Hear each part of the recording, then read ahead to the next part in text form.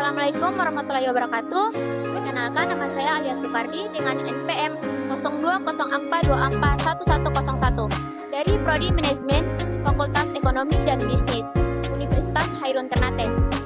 Nah, di video kali ini saya akan menyampaikan sedikit pemahaman tentang bentuk-bentuk laporan laba rugi dari ketiga perusahaan, yaitu perusahaan pertama pendapatan jasa, kedua pendapatan dagang, ketiga manufaktur, serta perbedaan dan persamaannya. Nah, langsung saja. Apa sih laporan laba rugi? Laporan laba rugi adalah laporan keuangan yang menyajikan pendapatan beban dan hasil akhir berupa laba atau rugi bersih dalam suatu periode. Nah, langsung saja yang pertama perusahaan jasa. Perusahaan jasa memiliki karakteristik yang tidak menjual barang tetapi menyediakan layanan kepada pelanggan, dan juga tidak melibatkan persediaan barang dan perhitungan harga pokok penjualan atau HPP. Komponen utamanya, pertama pendapatan jasa. Pendapatan jasa diperoleh dari pemberian layanan. Yang kedua, beban operasional. Biaya yang dikeluarkan untuk menjalankan layanan seperti gaji karyawan, utilitas, beban administrasi, dan pemasaran. Yang ketiga, laba rugi bersih.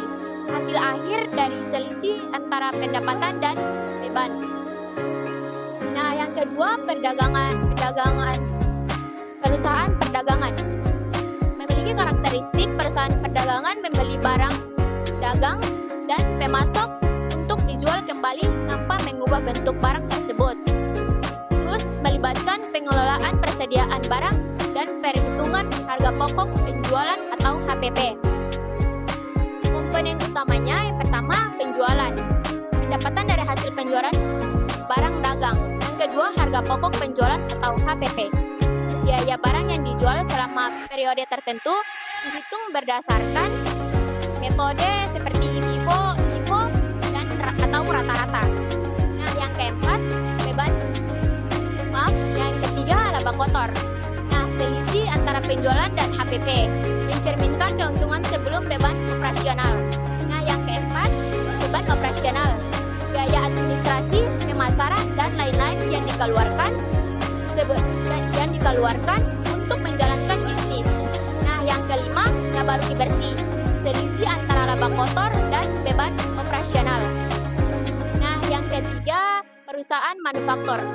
Memiliki karakteristik perusahaan manufaktur memproduksi barang dari bahan baku menjadi barang jadi untuk dijual. Yang kedua, proses produksi melibatkan menghitung biaya yang lebih kompleks dibandingkan perusahaan dagang. Yang ketiga, HPP pada perusahaan manufaktur mencakup biaya beban baku tenaga kerja langsung dan overhead pabrik. Nah, komponen utamanya yang pertama penjualan. Pendapatan dari hasil penjualan produk diproduksi sendiri. Yang kedua, harga pokok produksi atau HPP. Biaya produksi yang terdiri dari beban baku, biaya pembelian bahan baku yang digunakan dalam proses produksi. Yang ketiga, overhead pabrik. Biaya tidak langsung seperti listrik, perawatan, mesin, dan lain-lain.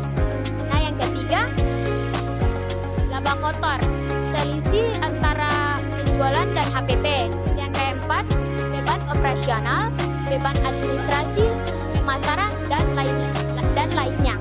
Nah, yang kelima, laba rugi bersih. Hasil akhir dari laba kotor setelah dikurangi beban operasional. Nah, berikut persamaannya. Yang pertama, struktur dasar.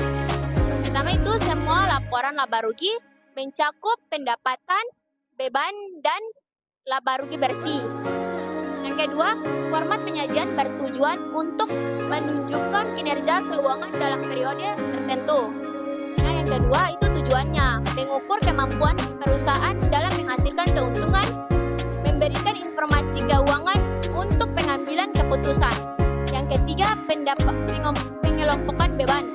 Nah, beban operasional disajikan sebagai salah satu elemen utama dari semua jenis perusahaan. Nah, berikut perbedaannya. Yang ke satu, pendapatan jasa. Hanya mencatat pendapatan dari layanan.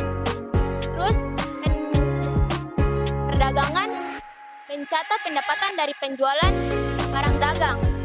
Terus manufaktur pendapatan berasal dari produk hasil produksi HPP. Jasa tidak ada HPP dan dagang HPP mencerminkan biaya barang yang dijual. Manufaktur HPP lebih rinci mencakup biaya bahan baku, tenaga kerja langsung, dan overhead pabrik. Saja sekian dari saya. Wassalamualaikum warahmatullahi wabarakatuh.